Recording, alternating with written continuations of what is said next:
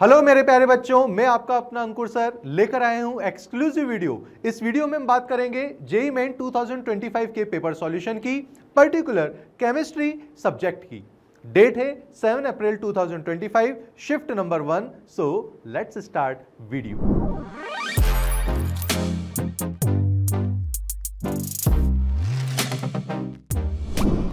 Okay, इस question से शुरुआत करेंगे। The reaction which cannot applied to prepare an alkene by elimination are A, B, C, D, E। 5 reaction हमारे पास given है। First, second, third, fourth option में हमें पता करना है कि किन रिएक्शन में हमें एल्कीन नहीं मिलेगी, नहीं मिलेगी, नहीं मिलेगी। वन बाय वन बात करते हैं। ओके, ए ऑप्शन की अगर हम बात करें, ये हमारा 2 डिग्री अल्काइल हैलाइड है, NaOET के साथ में ट्रीट करेंगे। सो सिंपली यहां पर मोर सब्स्टिट्यूटेड एल्कीन हमारा हॉफ या सेट जे प्रोडक्ट मिल जाएगा। अल्टीमेटली एल्कीन तो हमें मिलेगी। सो यहां से ए ऑप्शन से हमें एल्कीन प्राप्त होगी। हमें चाहिए किससे एल्कीन प्राप्त नहीं होगी। लीजिए जी, सेकंड रिएक्शन की बात करें, 2 डिग्री अल्कोहल है या 2 डिग्री अल्काइल हैलाइड है और यहां पर KOH के साथ में ट्रीट कर रहे हैं। एक्वस है, अगर अल्कोहलिक होता, अल्कोहलिक KOH होता तो एल्कीन मिलती। एक्वस है, सिंपली यहां पर सब्स्टिट्यूशन रिएक्शन होगा और यहां पर Br की जगह OH आ जाएगा। सो बी ऑप्शन में हमें एल्कीन नहीं मिल रही है। ओके जी, बी ऑप्शन में हमें एल्कीन नहीं मिल रही। सी ऑप्शन की बात करते हैं। सी ऑप्शन में सिंपली हमारा OMe माइनस है, यहां पर Br है, ये भी एल्कीन प्राप्त हो जाएगी। और यहां पर अगर हम बात करें CH3 carbon double bond, let's say यहां carbon and CH3। So simply यहां पर भी हमें एल्कीन प्राप्त हो रही है। डी ऑप्शन की बात कर रहे हैं, ऑक्सीडेशन होगा और यहां पर ऑर्थो बेंजोक्विनोन मिलेगा। अजी यहां पर एल्कीन प्राप्त नहीं हो रही है। डी ऑप्शन भी रिक्वायर आंसर है। और अगर कॉपर की प्रेजेंस में हीट अप करेंगे, 3 डिग्री अल्कोहल है, सो सिंपली यहां पर भी एल्कीन मिल जाएगी। चलिए जी, यहां पर भी एल्कीन मिल रही है। यहां पर हमसे पूछा है can not be applied to prepare alkene. Ultimately B और डी रिएक्शन है, थर्ड ऑप्शन में मेंशन है। Third option is our correct answer.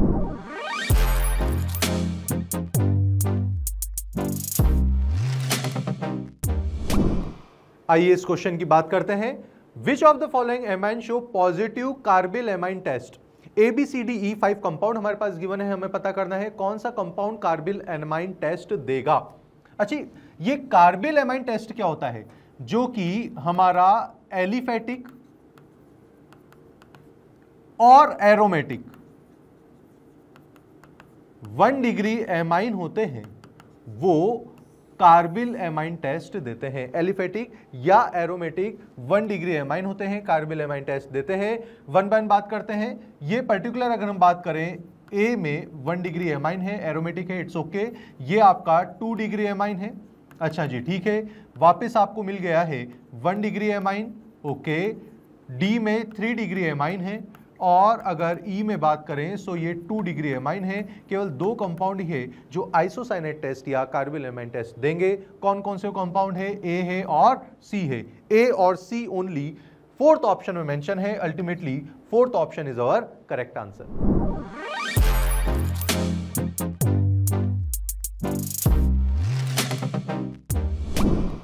अगले क्वेश्चन की हम बात करेंगे। Given below are 2 statement. First statement, second statement, हमें पता करना है कौन सा स्टेटमेंट ट्रू है, कौन सा फॉल्स है। Okay, statement number 1, di methyl ether is completely soluble in water. CH3O CH3 is completely soluble in water. However, diethyl ether is soluble in water to a very small extent. अच्छा जी, first statement आइए बात करते हैं। अगर हम बात करें diethyl ether water में सॉल्युबल है, this one is correct. However diethyl ether is soluble in water to a very small extent, ये भी एकदम करेक्ट है। उसका कारण क्या है? देखिए, जैसे जैसे नंबर ऑफ कार्बन बढ़ रहे हैं उसका हाइड्रोफोबिक नेचर बढ़ रहा है, नंबर 1। सेकेंड पॉइंट कि CH3 एक बहुत ही छोटा ग्रुप है, स्टेरिक हिंडर ज्यादा नहीं है, तो इजीली हाइड्रोजन बॉन्ड बना लेगा। C2H5 में इजीली इतना हाइड्रोजन बॉन्ड नहीं बनेंगे।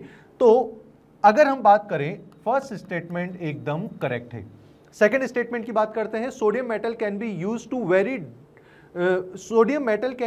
To dry diethyl ether and not ethyl alcohol. ध्यान करें, वुड्स रिएक्शन, वुड्स फिटिक या फिटिक रिएक्शन, एकदम करेक्ट बात है कि सोडियम मेटल जो है वो ड्राई इथाइल ईथर के साथ में यूज की जाती है। इथाइल अल्कोहल की कोई बात सोडियम मेटल के साथ में नहीं होती है। अल्टीमेटली सेकंड स्टेटमेंट भी करेक्ट है, दोनों एकदम करेक्ट स्टेटमेंट है। थर्ड ऑप्शन, जी हां, third option is our correct answer.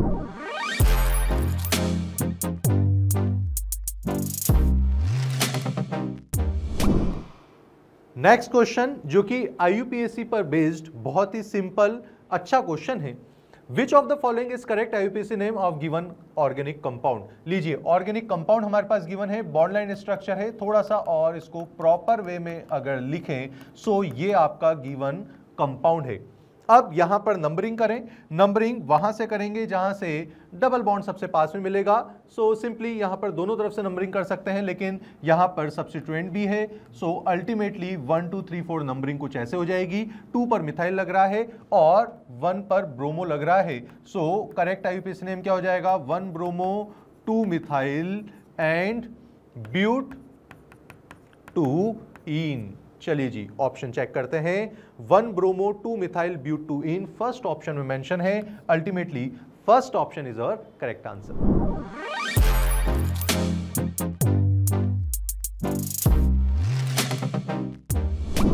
ये 55 क्वेश्चन देखो बेटा, ये सॉल्ट एनालिसिस का क्वेश्चन है।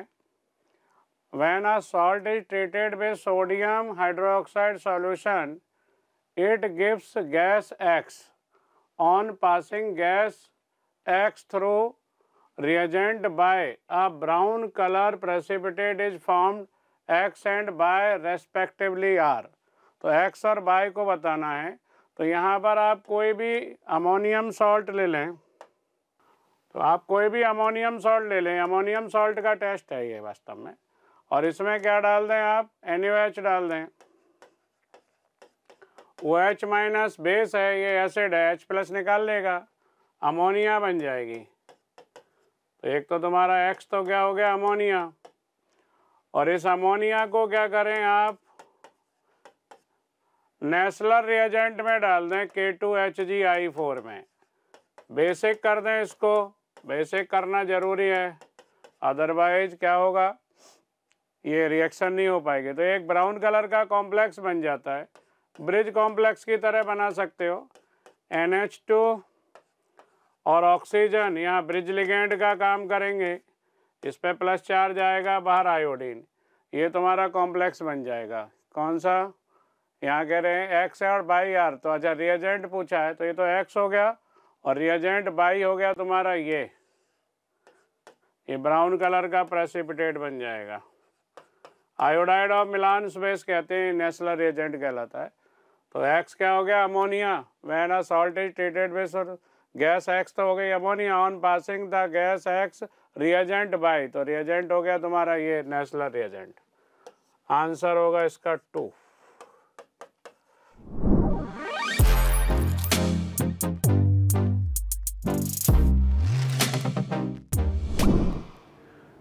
क्वेश्चन हमारे पास गिवन है, given below are two statement. Statement 1 है ozonolysis followed by treatment with ZnH2O of cis 2 butane gives ethanol. One by one बात करते हैं। सबसे पहले सिस ब्यूटीन की हम बात करेंगे। लीजिए जी, सिस ब्यूटीन थोड़ा सा और इजी वे में बना लेते हैं। ये आपका सिस ब्यूटीन है। अगर इसका आप ओजोनोलाइसिस करेंगे ZnH2O, ओके जी, तो क्या होगा भैया? डबल बॉन्ड ब्रेक करें और डबल बॉन्ड ऑक्सीजन लगा दें। सो 2 carbon double bond oxygen, so this one is CH3CHO और यहां पर 2 मोल्स ऑफ CH3CHO मिल जाएंगे। बिल्कुल इथेनॉल मिल रहा है। अल्टीमेटली फर्स्ट स्टेटमेंट एकदम करेक्ट है। ओके, आगे बात करते हैं। ये ध्यान रखना, रिडक्टिव ओजोनोलाइसिस है, Zn है, जिंक है। सेकेंड स्टेटमेंट की बात करेंगे।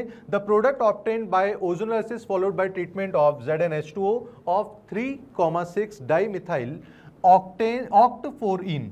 सो 1 2 3 4 5 6 7 8। अच्छा जी, 3 और 4 5 6 पर डाइथाइल है और 4 इन 1 2 3 4 पर इन है। चलिए जी, अब क्या करेंगे? इसका ओजोनोलाइसिस करेंगे, रिडक्टिव ओजोनोलाइसिस करेंगे। सो डबल बॉन्ड ब्रेक करो, डबल बॉन्ड ब्रेक करो, डबल बॉन्ड ऑक्सीजन लगा दो। तो यहां पर ये आपके पास एक कंपाउंड आ गया डबल बॉन्ड ऑक्सीजन और दूसरा कंपाउंड आ गया कौन सा? लो जी, ये दूसरा कंपाउंड आ गया लाइक दिस, ये लीजिए, ये डबल बॉन्ड ऑक्सीजन। अच्छा जी, क्या यहां पर कायरल सेंटर है? यार यहां तो कायरल सेंटर मिल रहा है, यहां पर भी कायरल सेंटर मिल रहा है, तो ये तो यहां पर पूछा है no chiral carbon atom, carbon तो एटम कायरल तो मिल रहा है, so this one is false statement. पहला ट्रू, दूसरा false. Statement one is true, second is false, so ultimately third option is our correct answer.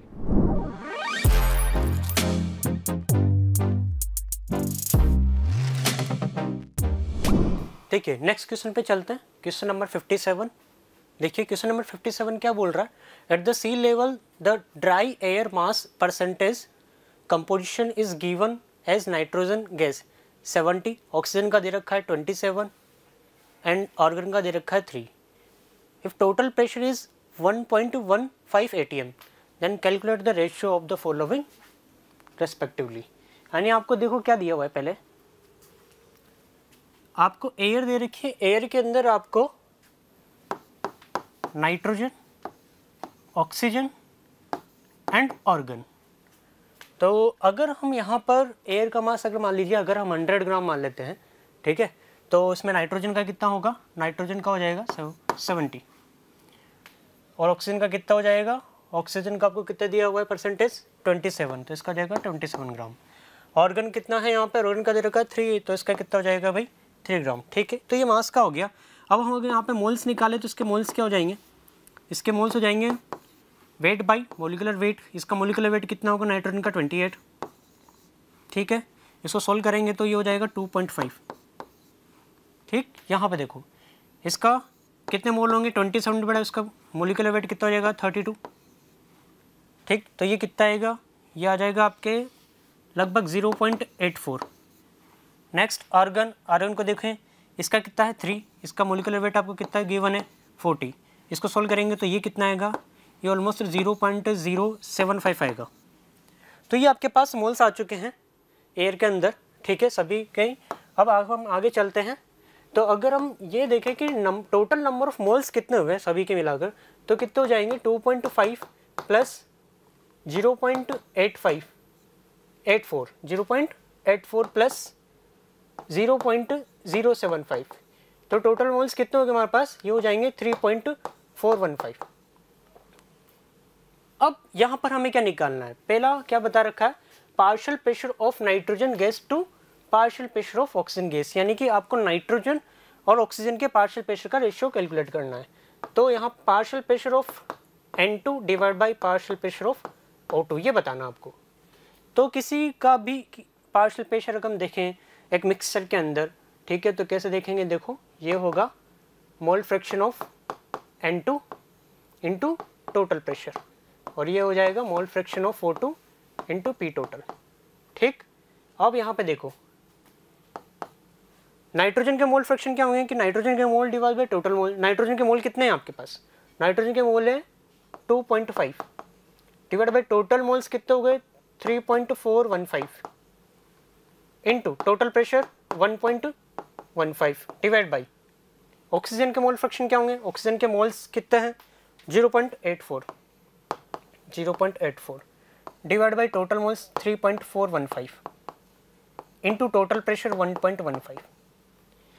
ठीक, ये आपके पास पार्शियल प्रेशर का रेशियोस आ गया। देखो ये कट गया, ये भी कट गया, यानी क्या हो गया, ये आ गया 2.5 डिवाइड बाई 0.84। यानी यहाँ से देखो आप, यहाँ से क्या पता चल रहा है, यहाँ से पता चल रहा है कि नाइट्रोजन के पार्शियल प्रेशर और ऑक्सीजन के पार्शियल प्रेशर का जो रेशियो है वही नाइट्रोजन और ऑक्सीजन के मोल्स के रेशियो के इक्वल आ गया है। ओके, तो जब आप इसे सोल्व करेंगे तो ये कितना आएगा, ये आएगा 2.96। और किसका पूछा, second, partial pressure of oxygen gas to partial pressure of argon, यानी कि और किसका रेशियो पूछा आपके पास, partial pressure of O2 divide by partial pressure of argon. ये भी किसके इक्वल हो जाएगा, किसके रेशियो के इक्वल हो जाएगा, moles of organ, moles of O2, moles of O2 divide bye moles of organ. तो ऑक्सीजन के मोल कितने दिए हुए हैं आपको, ऑक्सीजन के मोल्स हमने कैलकुलेट किए तो कितना है 0.84, और आर्गन के मोल्स कितने आ गए 0.075। ये लो, इसको कैलकुलेट करो, इसको कैलकुलेट करेंगे तो ये आएगा 11.2। ठीक, ये तो यानी हमारा कौन सा ऑप्शन मैच हो रहा है भाई? फर्स्ट ऑप्शन मैच हो रहा है। ठीक, यानी first option is correct.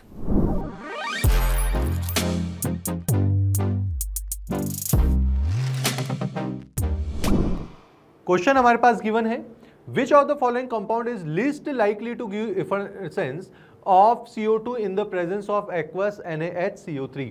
First, second, third, fourth option की हम बात करें, इनमें से ऐसा कौन सा कंपाउंड है जो कि हमारे NaHCO3 के साथ में रिएक्शन करेगा लेकिन CO2 गैस नहीं देगा। अच्छा जी, यहां पर अगर हम बात करें, लेट्स से हमारा एसिड है और अगर ये H2CO3 या पर्टिकुलर NaHCO3 के साथ में ट्रीट करें, सो यहां पर कुछ भी एसिड ले लें, लेट्स से हमारा RCOOH ले लें, सो पर्टिकुलर बनेगा RCOO माइनस Na प्लस और साथ ही साथ में मिलेगा H2CO3। क्या मिलेगा? H2CO3। H2CO3 वो बात अलग है कि बाद में अलग होकर H2 और CO2 में टूट जाएगा। तो पर्टिकुलर कौन से ऐसे एसिड हैं जो NaHCO3 सोडियम बाइकार्बोनेट के साथ में रिएक्शन करेंगे? वो एसिड जिनकी एसिडिक स्ट्रेंथ H2CO3 से ज्यादा होगी। सो पर्टिकुलर अगर हम बात करें फर्स्ट ऑप्शन में ये तो NH3 प्लस आ गया, एसिडिक स्ट्रेंथ बहुत ज्यादा है।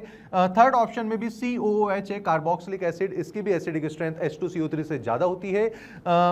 अगर हम सेकंड ऑप्शन की बात करें तो OH के साथ में लीजिए यहां पर 3 NO2 ग्रुप है, इसकी भी एसिडिक स्ट्रेंथ ज्यादा होती है, लेकिन OH के साथ में केवल एक NO2 ग्रुप हो, it doesn't matter ortho Meta para पर, अगर ऐसा प्रेजेंट है तो इसकी H2CO3 से एसिडिक स्ट्रेंथ कम होती है। एसिडिक स्ट्रेंथ सबसे कम किसकी हो गई?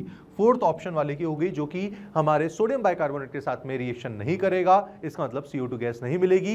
यही रिक्वायर आंसर है, fourth option is our correct answer.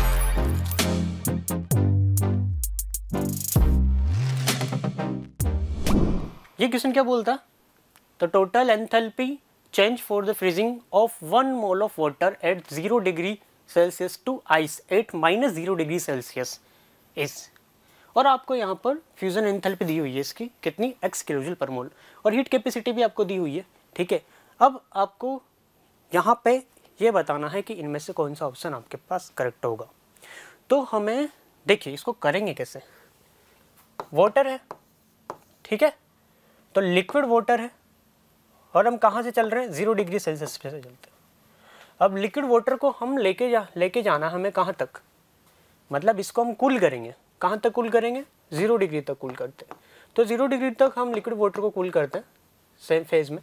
ठीक है, तो इसमें जो एंथैल्पी चेंजेस आएगा उसे हम बोल देते हैं डेल्टा H1।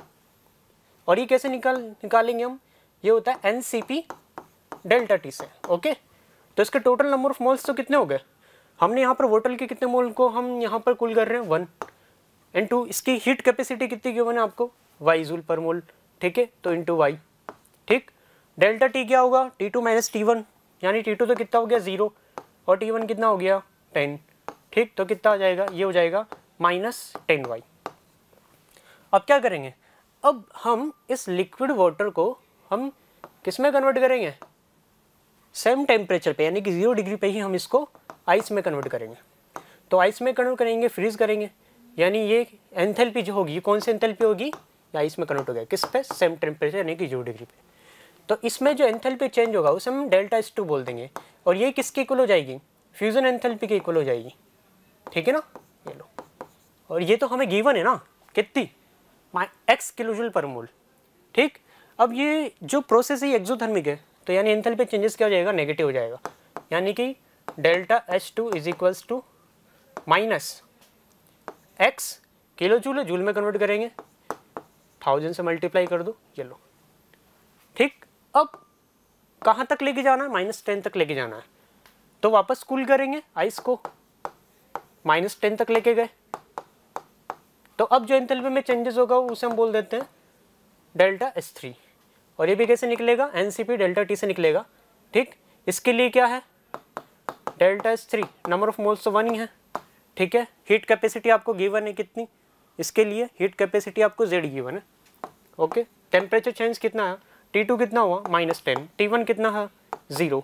ठीक है, तो कितना आ चुका है आपके पास, ये आ गया -10Z, ठीक है, ये डेल्टा S3 की वैल्यू आ गई। अब हमें बताना क्या, हमें नेट एंथैल्पी चेंजेस बताना है। तो जो नेट एंथैल्पी चेंज होगा वो क्या होगा, वो हो जाएगा delta H1 plus delta H2 plus delta S3। Okay, तो ये कितना हो गया, delta H1 -10Y, delta S2 कितना था माइनस, ये हो गया हमारे पास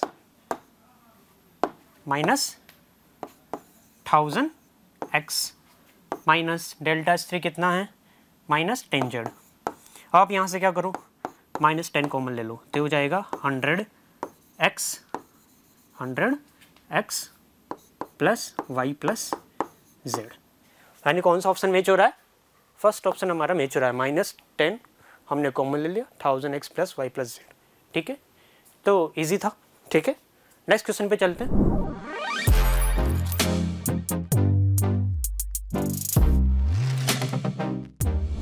ये क्वेश्चन आपके फोटो इलेक्ट्रिकल इफेक्ट कंसेप्ट पे बेस्ड है, ठीक है।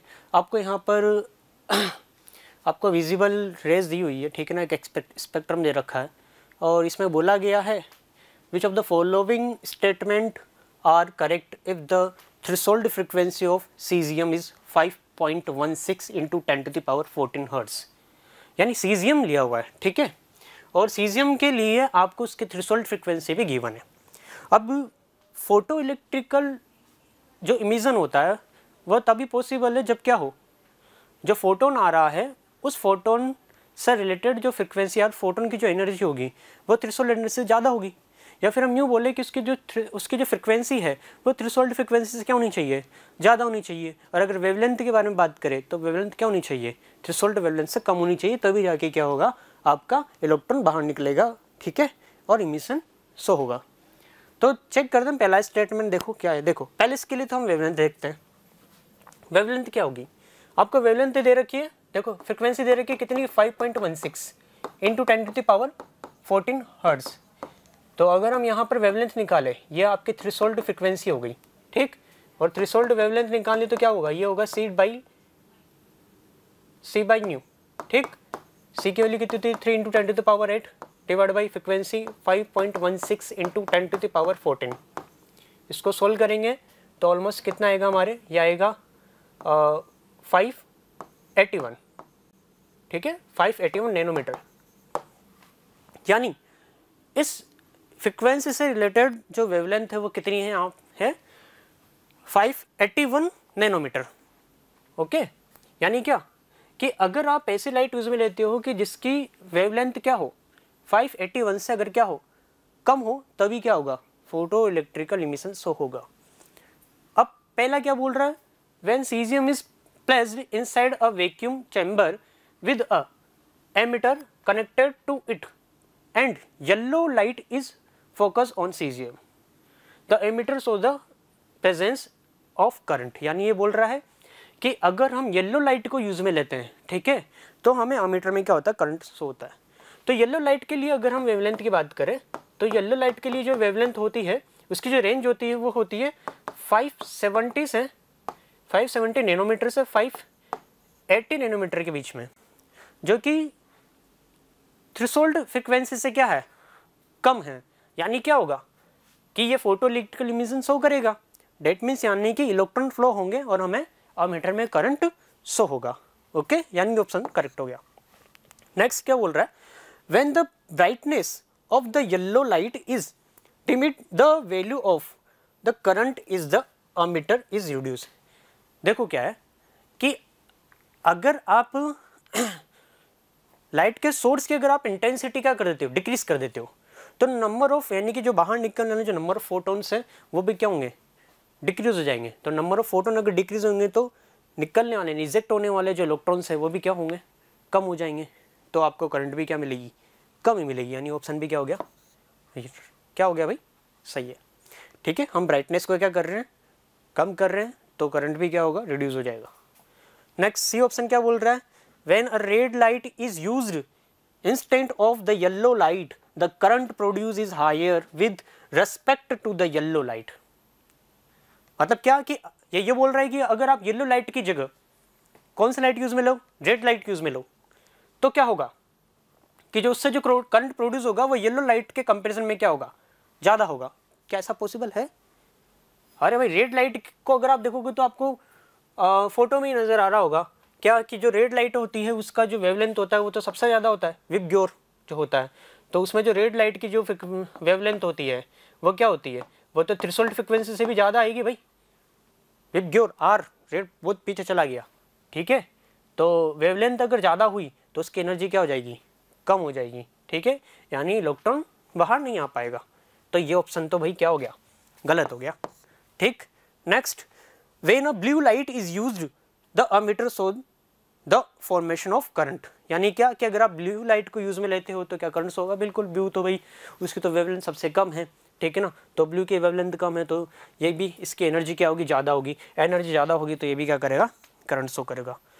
Fourth option, when a white light is used the emitter show formation of current.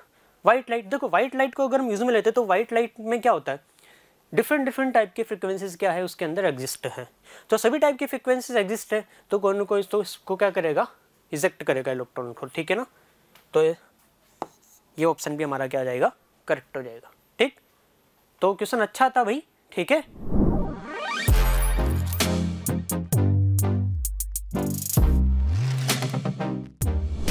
देखिए ये केमिकल काइनेटिक्स का क्वेश्चन है, ठीक, काफ़ी अच्छा क्वेश्चन है, इस पर भी हम ध्यान देते हैं। क्या दिया हुआ है आपको, केमिकल रिएक्शन दी रही है, first order chemical reaction given है आपको, यहाँ पर टी टाइम यानी कि 10 मिनट पर आपको टोटल प्रेशर गिवन है 160 mm of Hg, और इनफाइनाइट की बात कर रहा है कि अगर इनफाइनाइट पे चले हम तो उस पर टोटल प्रेशर कितना हो जाएगा, 240, ठीक। इनमें से बताना कौन सा ऑप्शन आपके इनकरेक्ट होगा। तो पहले हम बात करते हैं कि हम यहाँ पर रिएक्शन लिखते हैं। रिएक्शन क्या है आपके पास, ए से क्या बन रहा है भाई, 2B + C, ठीक। अब t = 0 पर हम चेक करते हैं। t = 0 की अगर हम बात करें तो t = 0 पर मान लेते हैं इसका प्रेशर कितना हो गया, P0, ठीक। तो अभी तो प्रोडक्ट में कन्वर्ट हुआ ही नहीं है, ठीक। और t = हम बात करते हैं 10 मिनट पर, तो 10 मिनट में बात कर लेते हैं कि इसमें से कुछ प्रेशर रिड्यूस हो गया, ठीक है ना। तो यहाँ कितना हो गया, हो जाएगा इसका 2P, और C का कितना हो जाएगा आपके पास P, ओके। और एंड t = इन्फिनिटी की बात करें तो इन्फिनिटी पे B का प्रेशर 2P0 हो जाएगा और C का प्रेशर कितना हो जाएगा, P0 हो गया। अब आगे चलते हैं, देखो 10 मिनट पर टोटल प्रेशर आपको कितना गिवन है, 160 mm of Hg, ठीक है। तो 10 मिनट पे टोटल प्रेशर कितना होगा, देखो 10 मिनट पे आपको प्रेशर हो जाएगा आपके पास P0 प्लस ये क्या हो जाएगा 2P = कितना दे रखा आपको, 160 के इक्वल हो गया, ठीक। तो यहाँ से हमारे एक इक्वेशन तो ये बन गई। इन्फिनिटी पे क्या है, इन्फिनिट पर अगर हम बात करें तो टोटल प्रेशर आपको 240 दिया है, तो इन्फिनिट पे टोटल प्रेशर कितना हो जाएगा, 2P0 + P0 यानी कि 3P0। तो 3P0 = किसके इक्वल हो जाएगा, 240 के, यानी P0 कितना हो गया यहाँ से आपके पास, P0 हो गया 240 / 3, यानी कितना आ गया 80, यानी इनिशियल प्रेशर तो कितना है 80, ठीक। तो फिर यहाँ से आपके P0 + 2P = 160, यहाँ पे आप P0 की वैल्यू पुट कर दो, यानी कितना हो जाएगा 80 + 2P = 160, यानी P की वैल्यू क्या आ जाएगी, P की वैल्यू आ जाएगी आपके पास 80 / 2 यानी कि 40, ठीक। यानी प्रेशर कितना आ जाएगा यहाँ पे, P0 - P = कितना हो गया ये बताओ, 80 - 40, यानी 10 मिनट पर एक का प्रेशर कितना रह जाएगा, 40 mm of Hg हो जाएगा। अब अगर हम यहाँ पर इसके रेट कांस्टेंट K की बात करेंगे तो फर्स्ट ऑर्डर की केमिकल रिएक्शन है तो इसके लिए K क्या होता है, 2.303/T log base 10, ठीक है, P0 / P0 - P। अब आप वैल्यू पुट कर दो तो K क्या हो जाएगा, K = हो जाएगा 2.303, 10 पे चेक कर रहे हैं, log base 10, इनिशियल प्रेशर आपके 80 था, ठीक है। टी टाइम पर प्रेशर कितना रह गया, 40 रह गया, यानी आपके K की क्या आ जाएगी, 2.303 / 10 log 2, और log 2 की वैल्यू क्या हो जाएगी, ये log 2 की वैल्यू होती है 0.3010, यानी जब हम इसे सोल्व करेंगे तो क्या कितना जाएगा, क्या जाएगा 0.693 डिवाइड बाई 10, यानी हो जाएगा 0.0693 मिनट इनवर्स। ठीक है, क्या हो जाएगा, मिनट इनवर्स। तो आप ध्यान से देखो कौन कौन सा ऑप्शन आपको है। पहला ऑप्शन दे रखा है आपको the reaction never goes to complete, बिल्कुल सही है। फर्स्ट रिएक्शन 100% कंप्लीट तो हो ही नहीं सकती, ठीक है, यानी ऑप्शन आपके राइट है। यही तो हमने गड़बड़ कर दी, हमें राइट नहीं बताना, हमें क्या बताना है भाई, इनकरेक्ट बताना है। ठीक है, तो इनकरेक्ट वाला ऑप्शन हमें बताना है, तो ये भी सही है। इनकरेक्ट कौन सा होगा, इनकरेक्ट आपके होगा, देखो partial pressure of A after 10 minute is 40, वो बोल रहा है कि 10 मिनट पर ए का पार्शियल प्रेशर कितना रह जाता है, ए का प्रेशर कितना रह जाता है भाई, ए का 40 रह जाता है, ये भी सही था। ठीक है, initial pressure of A is 80, initial pressure कितना था 80, ये भी सही है। Rate constant of the reaction of 1.693 minute inverse, ये गलत है, के कितना आ रहा है 0.0693 आ रहा है, यानी ये ऑप्शन हमारा गलत है, यानी यही हमारा करेक्ट हो जाएगा। ठीक है भाई, इनकरेक्ट बताना था हमें, तो इनकरेक्ट 4th नंबर का ऑप्शन है। ठीक, नेक्स्ट क्वेश्चन पे चलते हैं।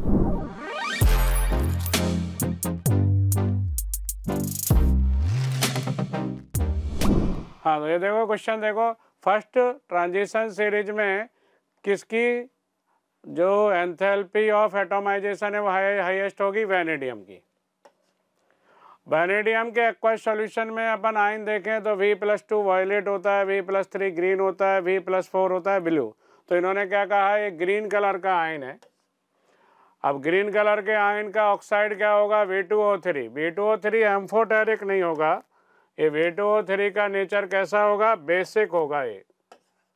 तो ये नेचर में कैसा ऑक्साइड होगा, बेसिक। तो इसका आंसर क्या होगा, इसका आंसर होगा फर्स्ट, बेसिक नेचर का ऑक्साइड होता है, V2O5 होता है एम्फोटेरिक। तो ठीक है,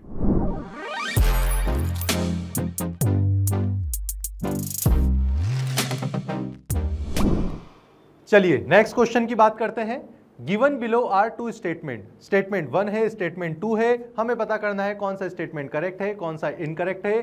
स्टेटमेंट 1 की हम बात करेंगे, D प्लस ग्लूकोज और D प्लस फ्रक्टोज से सुक्रोज मिलेगा, और सुक्रोज का हाइड्रोलाइसिस करेंगे तो D प्लस ग्लूकोज और D प्लस फ्रक्टोज मिलेगा। देखिए ये स्टेटमेंट एकदम इनकरेक्ट है। ऐसा क्यों, ऐसा इसलिए क्योंकि अगर सुक्रोज का हाइड्रोलाइसिस करेंगे तो D प्लस ग्लूकोज ठीक है, लेकिन D माइनस फ्रक्टोज यहां पर अजी लेवोरोटेटरी होना चाहिए, फ्रक्टोज यहां पर मिलेगा, फ्रक्टोज लेवोरोटेटरी। ओके जी, अगर स्टेटमेंट सेकंड की बात करें, invert sugar is form during sucrose hydrolysis, ये एकदम सही है। सुक्रोज का अगर हम हाइड्रोलाइसिस करेंगे तो D प्लस ग्लूकोज तो मिलेगा, साथ ही साथ में D माइनस फ्रक्टोज मिलेगा। D प्लस ग्लूकोज का प्लस 52.5 डिग्री और D माइनस फ्रक्टोज, यहां पर इसको ये आपने माइनस फ्रक्टोज अगर कर देते तो यहां पर माइनस 92.4 डिग्री आप मिलता, ओवरऑल लेवोरोटेटरी हो गया डेक्स्ट्रोज से, इसलिए सुक्रोज को इन्वर्ट शुगर कहते हैं। सो सेकंड स्टेटमेंट एकदम करेक्ट है। First statement is false, second statement is true, ultimately third statement is correct answer.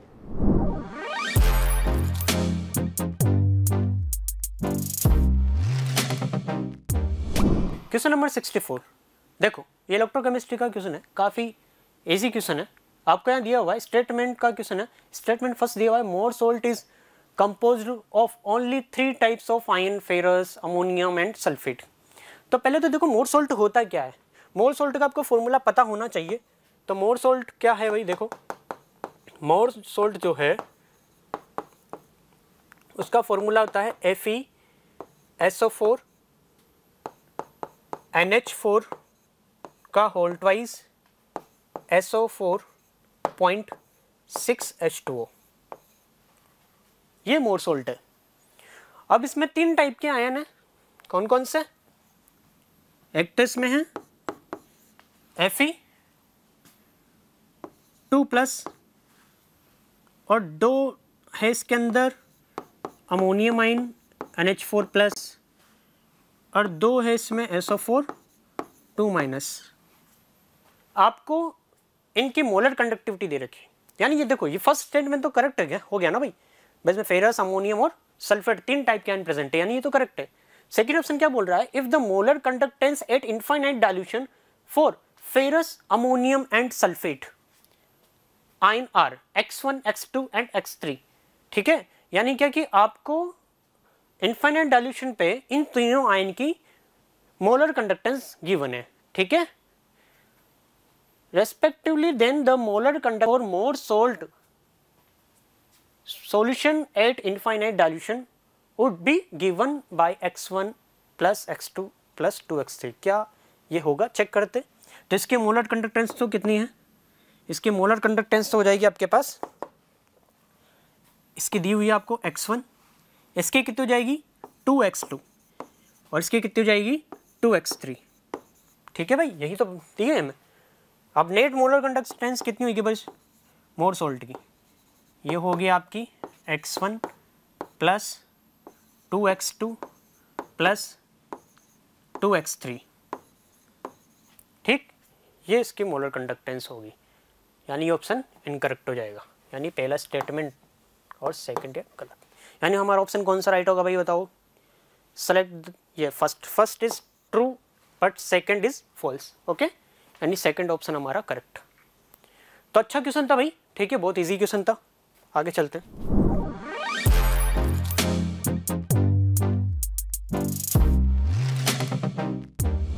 Next question 65 number का क्वेश्चन है, बहुत इजी क्वेश्चन है भाई। देखो क्या बताया गया है हमें, an aqueous solution of HCl with pH 1 is diluted by adding equal volume of water. आपको यहाँ बोला गया ignore dissociation of water, water का डिसोसिएशन इग्नोर करने के लिए बताया गया।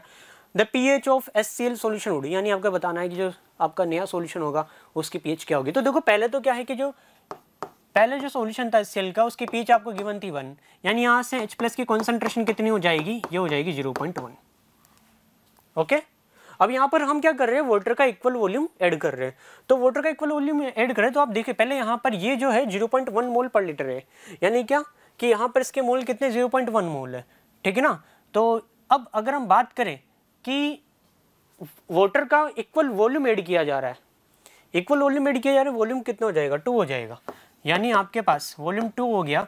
तो जो न्यू कॉन्सेंट्रेशन होगी वो कितने हो जाएगी, वो हो जाएगी आपके पास न्यू कॉन्सेंट्रेशन। ठीक है ना, H+ की जो न्यू कॉन्सेंट्रेशन होगी कितनी होगी 0.1 डिवाइड बाई 2, यानी कितनी हो जाएगी 0.05। ठीक, यानी हम इसे क्या लिख सकते हैं 5 × 10⁻²। अब pH निकालना है, pH क्या होगा, pH होता है माइनस log ऑफ H+। ठीक, तो देख लो माइनस log 5 × 10⁻²। ठीक, सोल्व करेंगे तो ये हो जाएगा 2 - log 5। ठीक, सोल्व करो तो ये होगा आपके, ये लगभग आएगा आपके 1.3।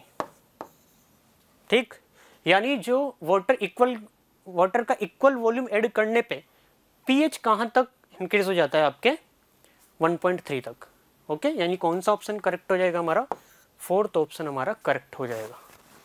ओके, अच्छा क्वेश्चन था भाई। ठीक है, आगे चलते हैं।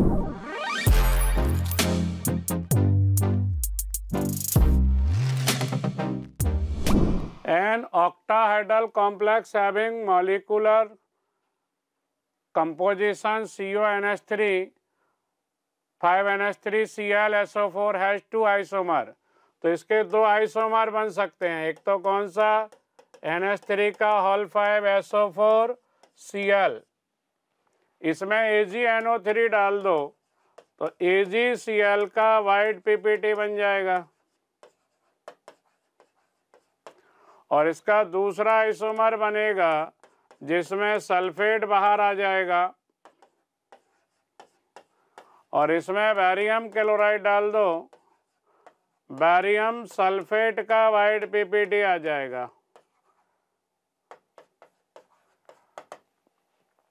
तो ये दोनों कौन से आइसोमर होंगे, यहाँ पर आयनाइजेशन आइसोमर होंगे। तो कौन सी आइसोमेरिज्म शो करेंगे, ये आयनाइजेशन। तो इसका आंसर होगा फर्स्ट।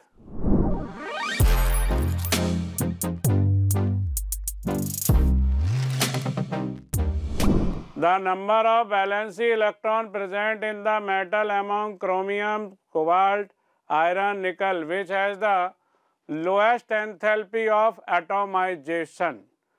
तो यहाँ पर नंबर ऑफ वैलेंसी इलेक्ट्रॉन देखना है जिसकी एंथैल्पी ऑफ एटोमाइजेशन क्या है, कम है। तो इसमें सबसे कम एंथैल्पी ऑफ एटोमाइजेशन है किसकी, क्रोमियम की। इसमें सबसे कम एंथैल्पी ऑफ एटोमाइजेशन किसकी है बेटा, क्रोमियम की। और क्रोमियम में वैलेंसी इलेक्ट्रॉन कितने होते हैं, 3d सब सेल में 5 होते हैं और 4s में 1 होता है। तो टोटल 6 वैलेंसी इलेक्ट्रॉन होंगे इसमें। आंसर आएगा इसका 1।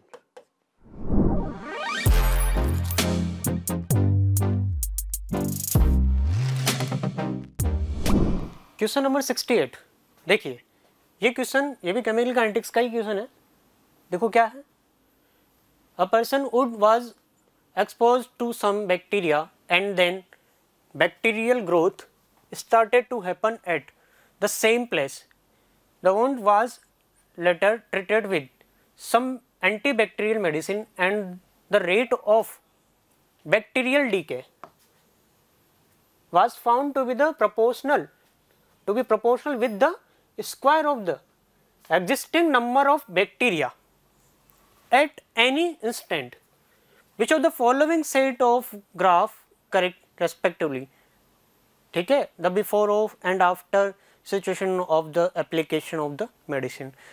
देखो यहाँ पर आपको क्या बताया गया है कि कोई बैक्टीरिया है, ठीक है, स्टार्टिंग में बैक्टीरिया बैक्टीरिया की जो ग्रोथ है वो स्टार्टिंग में बढ़ेगी, फिर हम मेडिसिन यूज़ में ले रहे हैं, तो मेडिसिन यूज़ में लेंगे तो क्या होगा, मेडिसिन को जब अप्लाई करेंगे तो क्या होगा, जो रेट ऑफ डीके होगी, rate of DK of bacteria जो होगी वो भी हमें बतानी है। तो बिफोर द अप्लाइंग मेडिसिन तो क्या होगा, बिफोर द अप्लाइंग मेडिसिन यानी क्या होगा, बिफोर द जब आप मेडिसिन को यूज़ में नहीं ले रहे हैं तब क्या होगा, बैक्टीरिया की ग्रोथ होगी। और बैक्टीरिया की ग्रोथ किस अकॉर्डिंग हो रही है, फर्स्ट ऑर्डर केमिकल काइनेटिक्स के अकॉर्डिंग हो रही है। यानी अगर हम बात करें तो n is equals to n naught A की पावर के टी, तो यहाँ से n बाई n नोड क्या हो जाएगा, ए की पावर के टी। ठीक है, तो अगर हम ग्राफ बनाना हो किसके बीच में, n बाई n नोड के बीच में, तो आप देखो, और किसके वर्सेस t। ठीक, तो आप ध्यान से देखो यहाँ पर कि t इक्वल्स टू 0 की बात करेंगे हम, तो t इक्वल्स टू 0 पर क्या होगा, n बाई n नोड क्या हो जाएगा, 1 हो जाएगा, यानी ग्राफ यहाँ से स्टार्ट होगा। ठीक है, और कुछ इस तरीके से। तो ये तो कब की बात है, बिफोर द अप्लाइंग मेडिसिन। अब बाद की बात करते हैं कि जब मेडिसिन यूज में ले रहे हैं तब क्या होगा, तब रेट ऑफ डीके, इन्होंने बोला है कि rate of decay was found to be the proportional with the square of the existing number of bacteria, यानी rate of decay is directly proportional to क्या हो जाएगा, एन स्क्वायर हो जाएगा। यानी अगर मैं ग्राफ बनाना हो रेट ऑफ डीके और वर्सेस एन के बीच में, तो वो कैसा आएगा, वो आएगा कुछ इस तरीके का। ठीक, तो क्या दे रखा ऑप्शंस में, देखे भाई, देखो बताइए भाई कौन सा ऑप्शन करेक्ट होगा। फर्स्ट तो देखो यहाँ 0 से स्टार्ट हो रहा है, ये तो गलत हो गया ना भाई। ठीक, ये देखो ये सही है यहाँ पर, और ये भी सही है, यानी हमारा कौन सा ऑप्शन सही हो जाएगा भाई, सेकंड ऑप्शन सही हो जाएगा। ठीक है, ठीक, इसका स्ट्रेट लाइन आएगा ही नहीं। ठीक, तो सेकंड ऑप्शन हमारा करेक्ट हो जाएगा।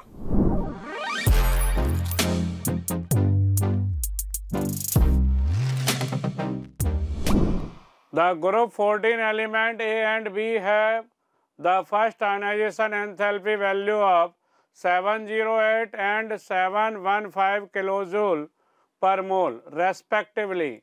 The above values are lowest among their group members.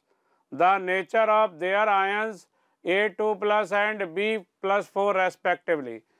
Group 14 element की आयनाइजेशन एंथैल्पी का ऑर्डर होता है क्या, कार्बन, सिलिकॉन, जर्मेनियम, टिन, और टिन से ज़्यादा आयनाइजेशन एंथैल्पी किसकी होती है, लेड की होती है। तो ये टिन की आयनाइजेशन एंथैल्पी और ये लेड की हो गई तुम्हारी आयनाइजेशन एंथैल्पी।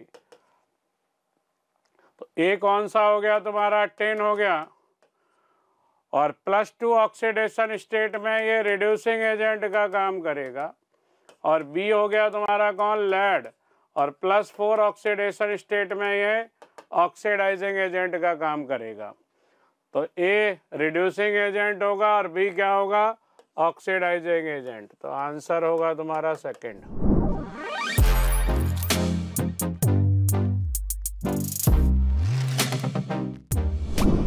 इसमें बॉन्ड पेयर और लॉन पेयर पूछे हैं।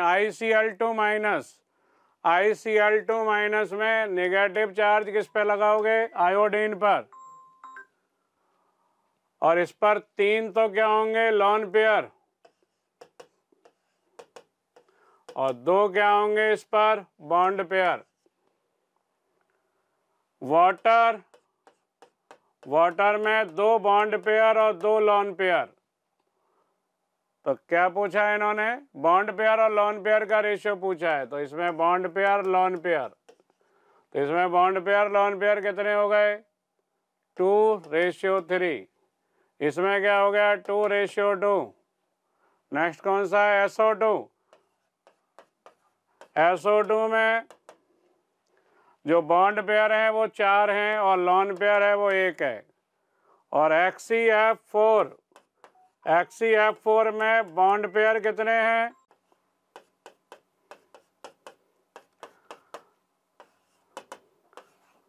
इसमें बॉन्ड पेयर हैं 4 और लॉन पेयर हैं 2। तो ए को किससे मैच कर देंगे अपन, 2:3। तो ए का थर्ड। बी 2:2, 2:2 कौन सा हो गया, 4, बी का 4। सी क्या हो गया तुम्हारा, 4:1, 4:1 का सेकंड, सी का सेकंड, और डी का तुम्हारा हो गया फर्स्ट। आंसर आ गया 1।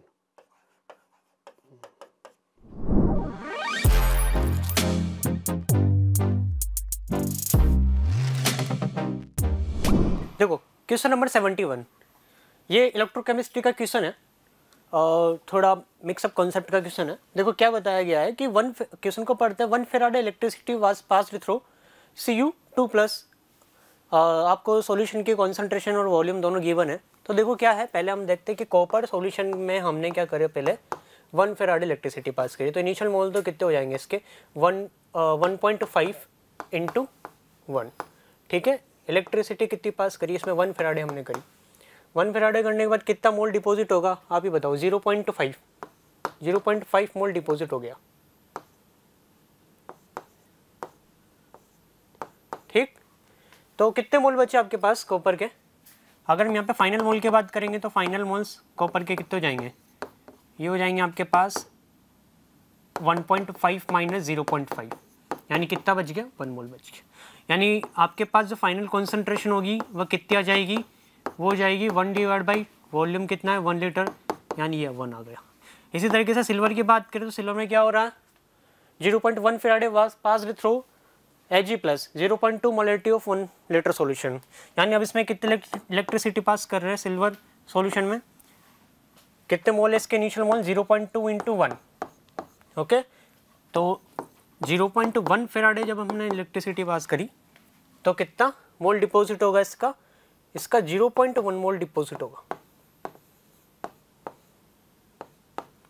ठीक, तो इसकी फाइनल कॉन्सेंट्रेशन कितनी आएगी, इसकी फाइनल कॉन्सेंट्रेशन हो जाएगी आपके पास 0.1 / 1, यानी कितनी हो जाएगी 0.1। भाई 0.2 में से कितना निकल गया, 0.1 डिपॉजिट हो गया, तो बचा कितना, 0.1 बचा। ठीक है, तो फाइनल कॉन्सेंट्रेशन भी कितनी हो गई, 0.1 / वॉल्यूम कितना है, 1 लीटर, यानी कि 0.1 हो गया। ठीक, अब बात करते हैं किसकी भाई, सेल की। देखो आपको सिल्वर का जो रिडक्शन पोटेंशियल है वो 0.8 दिया हुआ है। ठीक है, तो इसका रिडक्शन पोटेंशियल ज़्यादा, यानी ये रिड्यूस होगा। ठीक, तो ये रिड्यूस होगा तो किस तरीके से, देखो Ag+ इलेक्ट्रॉन गेन करेगा। ठीक, और किस में कन्वर्ट हो जाएगा, Ag में। चलो, और यहाँ पर हम कॉपर की बात करें तो कॉपर क्या होगा, कॉपर ऑक्सीडाइज होगा, ये 2 इलेक्ट्रॉन डोनेट करेगा। इसको बैलेंस करना तो हम यहाँ से इसको 2 से मल्टीप्लाई कर देते हैं। ठीक है, तो ओवरऑल रिएक्शन क्या हो जाएगी, ओवरऑल रिएक्शन हो जाएगी पास 2Ag plus Cu2 plus 2Ag। ये आपके पास सेल रिएक्शन आ गई है। अब हमें सेल रिएक्शन का क्या निकालना है, पोटेंशियल निकालना है, सेल निकालना है, ई सेल। ई सेल की वैल्यू हमें कैलकुलेट करनी है। तो ई सेल क्या होता है, देखो E cell is equals to E naught cell minus 0.06 divide by n log base 10 copper Cu2 plus की concentration divide by Ag plus की कॉन्सेंट्रेशन का स्क्वायर। ठीक, आप यहाँ पे वैल्यू पुट कर दो। तो ई सेल क्या हो जाएगा, ई सेल हो जाएगा आपके पास, ई नोट सेल की वैल्यू क्या होगी भाई 0.8 minus 0.34, okay, minus 0.06 divide by N की वैल्यू कितनी आ गई 2, ठीक है, लोग कॉपर की कॉन्सेंट्रेशन कितनी है भाई, कॉपर की कॉन्सेंट्रेशन कितनी आई 1 डिवाइड बाई सिल्वर की कितनी कॉन्सेंट्रेशन है 0.1, इसका स्क्वायर। ठीक, अब सोल्व करो भाई, कितना आएगा आपके पास। तो अगर हम यहाँ से देखें तो ई सेल क्या हो जाएगा भाई, ई सेल हो जाएगा आपके पास, ये कितना हो गया, ये हो गया 0.46 हो गया है, ठीक, माइनस ये हो गया 0.03 और ये हो जाएगा 10 टू द पावर, नीचे 10 टू द पावर -2, ऊपर जाते हैं 10 टू द पावर +2 में कन्वर्ट हो जाएगा, यानी 2 आगे आ जाएगा, नहीं 2 log 10 हो जाएगा। log 10 की वैल्यू कितनी होती है 1 होती है, तो कितना हो जाएगा 0.46 माइनस 0.6, ठीक, तो ये कितना आ जाएगा 0.4। ये वोल्ट में आया है, हमें आंसर किस में बताना है भाई, हमें माइक्रो वोल्ट में बताना है। तो कितना हो जाएगा 400 माइक्रो वोल्ट, कितना हो जाएगा भाई 400 माइक्रो वोल्ट हो जाएगा। ठीक, तो हमारा आंसर कितना हो गया 400। अच्छा क्वेश्चन था भाई, ठीक है, थोड़ा सा टाइम लगा होगा कैलकुलेशन करने में, आगे चलते हैं।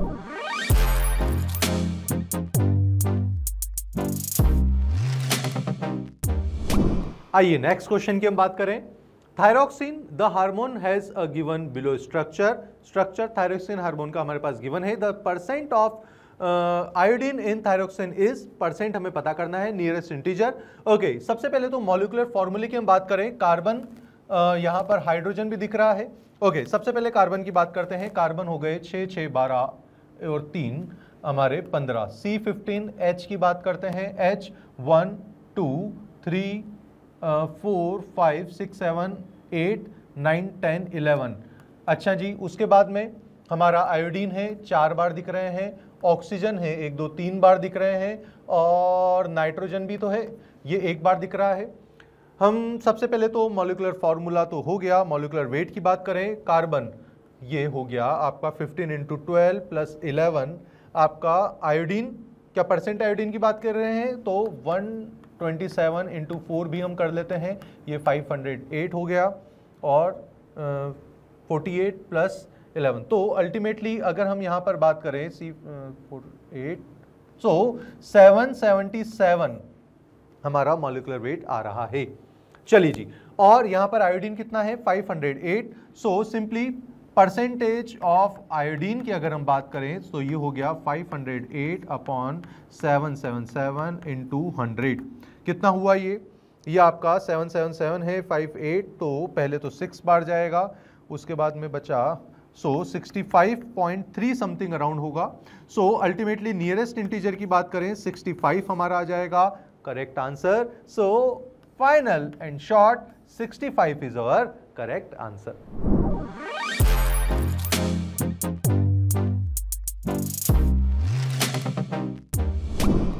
The number of paramagnetic complexes among FeF6, इनमें देखो पैरामैग्नेटिक कितने हैं, और एक और चीज कह रहा है विच इन्वॉल्व D2sp3 हाइब्रिडाइजेशन। चलो FeF6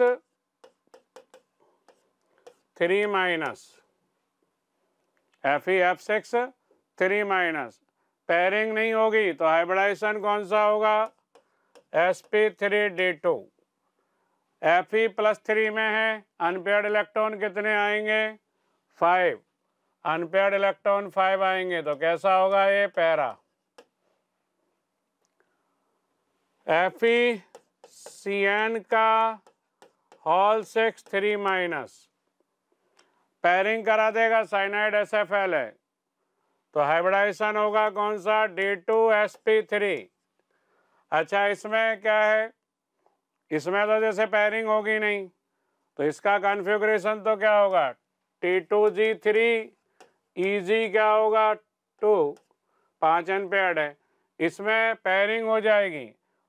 पैरिंग होने के बाद भी क्या होगा, एक अनपेयर्ड इलेक्ट्रॉन बचेगा, T2G5 EG0।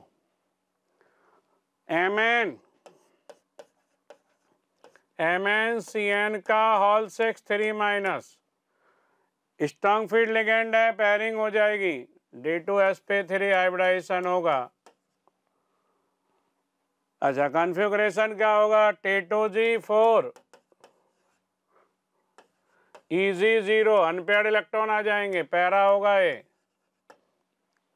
नेक्स्ट कौन सा है, CO C2O4 का हॉल थ्राइस 3 माइनस, ये SFL की तरह बिहेव करते हैं, ऑक्सीजन जो एटम डोनर लिगेंड होते हैं कोबाल्ट +3 के लिए।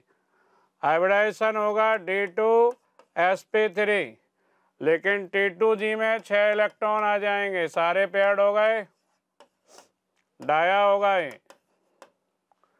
नेक्स्ट कॉम्प्लेक्स है MnCl6 3 माइनस, यहाँ पैरिंग नहीं होगी, तो हाइब्रिडाइजेशन होगा कौन सा, sp3 और D2, और कॉन्फ़िगरेशन क्या होगा, T2G3 EG1 पैरामैग्नेटिक होगा। और लास्ट है तुम्हारा कौन सा, CO F6 3 माइनस, ये WFL है, पैरिंग नहीं होगी, तो कॉन्फ़िगरेशन क्या होगा इसका, T2G4 EG2 पैरामैग्नेटिक होगा, लेकिन हाइब्रिडाइजेशन कौन सा होगा, sp3 D2। तो क्या कह रहे हैं क्वेश्चन पढ़ो, अब the number of paramagnetic complexes इन सभी में विच इन्वॉल्व D2sp3 हाइब्रिडाइजेशन। तो D2sp3 देखो और पैरा, एक तो ये हो गया और एक ये हो गया, तो जिनमें D2sp3 हाइब्रिडाइजेशन भी है और जो पैरामैग्नेटिक है वो आंसर हो गया तुम्हारा 2।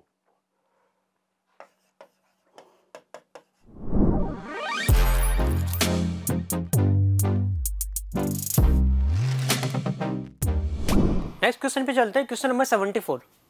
क्वेश्चन नंबर 74 देखो बहुत इजी क्वेश्चन है, ठीक है ना, इसमें ज़्यादा सोचने की जरूरत ही नहीं है आपको। कोई देखो क्या दे रखा है, inorganic compound weighing 500 milligram produce 220 milligram of CO2 on complete combustion. The percentage of composition of carbon in the compound।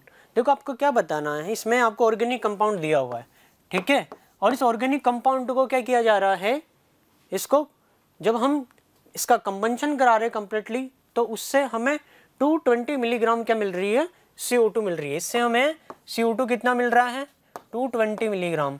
220 milligram CO2, इसको अगर हम ग्राम में कन्वर्ट करें तो क्या हो जाएगा, 10⁻³ से मल्टीप्लाई कर देंगे, तो 220 ग्राम हमें क्या मिल रहा है, CO2 मिल रहा है। और ऑर्गेनिक कंपाउंड कितना दिया हुआ है आपको, 500 मिलीग्राम, तो ये भी इसको भी ग्राम में कन्वर्ट कर देते हैं हम, 10⁻³ से इसको मल्टीप्लाई कर दो, ये लो, ये इतना हो गया। अभी पूछा है कि इस ऑर्गेनिक कंपाउंड में कार्बन का परसेंटेज कितना है, ठीक है, तो आप ये देखो कि इससे हमें इतना ग्राम CO2 मिल रहा है, तो इसमें जो CO2 के मोल होंगे वही कार्बन के मोल होंगे, तो इस साइड जितना कार्बन का मास होगा इसमें भी मास क्या होगा, कार्बन का उतना ही रहेगा। तो देखो यहाँ से हम पहले क्या करते हैं, कार्बन के मोल निकाल लेते हैं, तो मोल्स ऑफ कार्बन क्या आएगा, मोल्स ऑफ, पहले देखो मोल्स ऑफ कार्बन ही किसके इक्वल हो जाएगा, मोल्स ऑफ CO2 के इक्वल हो जाएगा, ठीक, तो ये कितना हो जाएगा, मोल कैसे निकालेंगे, इसका मास डिवाइड बाई इसका मोलिकुलर वेट, कितना होता है CO2 का 44, ठीक है, इसको कैलकुलेट करेंगे तो कितना आएगा, 5 टाइम डिवाइड हो गया, ठीक है, तो 5 × 10⁻³ कितना हो जाएगा, -3, तो 5 × 10⁻³ आपके पास क्या आ गए, CO2 के मोल आ गए, तो यही किसके मोल हो जाएंगे, यही मोल हो जाएंगे आपके पास कार्बन के। और कार्बन का मास कितना जाएगा, मास ऑफ कार्बन ये कितना हो गया, ये हो जाएगा 5 × 10⁻³ इंटू मोलिकुलर वेट से मल्टीप्लाई कर दो, ये इसका मास आ गया, परसेंटेज निकालना है। तो किसी का परसेंटेज निकालते क्या करते हैं कि उसका मास डिवाइड बाई कंपाउंड का मास, जिसमें हम उसको कैलकुलेट कर रहे हैं। तो कार्बन का मास का परसेंटेज निकालना है, तो मास ऑफ कार्बन कितना है 5 × 10⁻³ × 12 डिवाइड बाई कंपाउंड का मास कितना है 500 × 10⁻³ × 100 परसेंटेज निकाल रहे हैं। ये लो कितना आ जाएगा, ये देखो ये 100 टाइम्स गया, ठीक, ये कट गया, ये भी गया, कितना बचा 12, ठीक है, यानी कितना आ गया भाई 12% आ गया। यानी इसमें कार्बन का कितना परसेंटेज है 12, यानी इसका आंसर कितना हो जाएगा 12 आंसर हो जाएगा। नेक्स्ट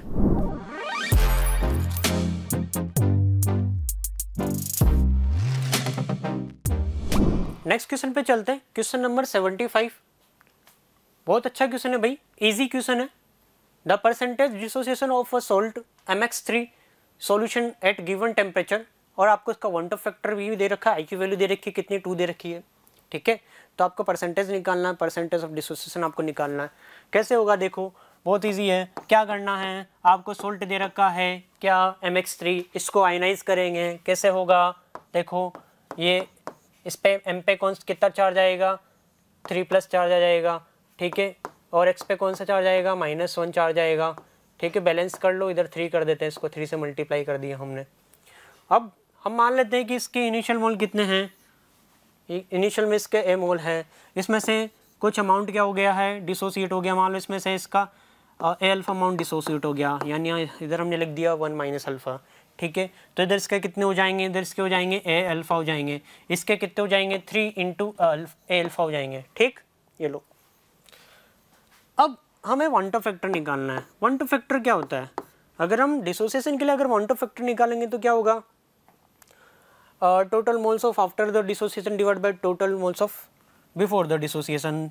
तो आफ्टर द डिसोसिएशन कितने मोल हो जाएंगे, ये हो जाएंगे A - A alpha plus A alpha plus 3 A alpha divide by initial कितने हैं भाई, इनिशियल मोल A। तो कितना हो जाएगा, कट गया भाई, कितना बचा, ये बचा आपके पास, यहाँ से A कॉमन ले लो, तो ये हो जाएगा 1 + 3 अल्फा डिवाइड बाई A। तो ये तो चला गया, यानी I कितना हो गया, I हो गया 1 + 3 अल्फा, और I की वैल्यू कितनी दे रखी है आपको 2 दे रखी है, ठीक है। तो यहाँ से अल्फ़ा कितना आ जाएगा हमारे, यहाँ से अल्फ़ा आ जाएगा हमारे पास 1/3, यानी कितना हो गया 0.33। परसेंटेज में बात करेंगे तो कितना आ जाएगा 33%, ठीक। यानी आंसर क्या हो जाएगा हमारा 33।